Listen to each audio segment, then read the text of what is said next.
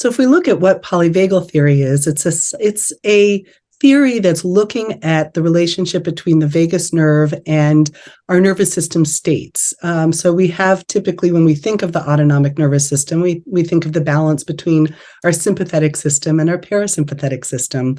And when Steve Porges developed the polyvagal theory, he was trying to understand a paradox that shows up with the parasympathetic system, which is that sometimes it takes us into rest and digest, but other times that same parasympathetic system can take us into more of a collapse or a faint response. And so as a result of studying that, he identified that there's two different vagal circuits that have a different evolutionary origin. One that's much more primitive and that takes us into more of that defensive protective stance, one that brings us into hiding or camouflaging in order to not be found or discovered.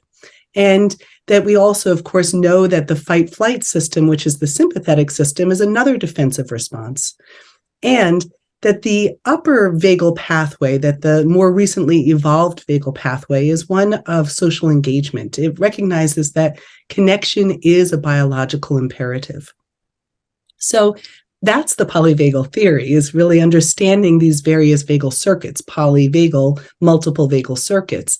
The applied polyvagal theory model is then what happened when clinicians got hold of this, and it started to help us all make sense of what we were seeing in the therapy room.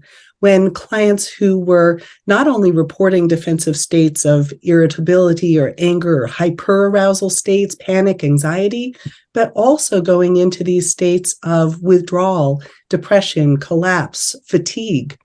And that when we started to hear about polyvagal theory, there was this deep understanding that that's what we're seeing. Let's study this further.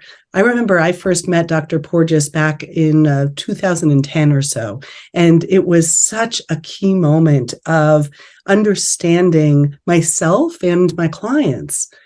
And one more thing that I'll say about it is that it also illuminates that the sympathetic nervous system isn't all bad, right? I think so often we think about the sympathetic nervous system as that fight-flight system, but what it also illuminates is that when we blend that upper vagal pathway, that sense of safety and connection with the sympathetic system, then we can actually mobilize for the purpose of health and joy and excitement. We can dance, we can play.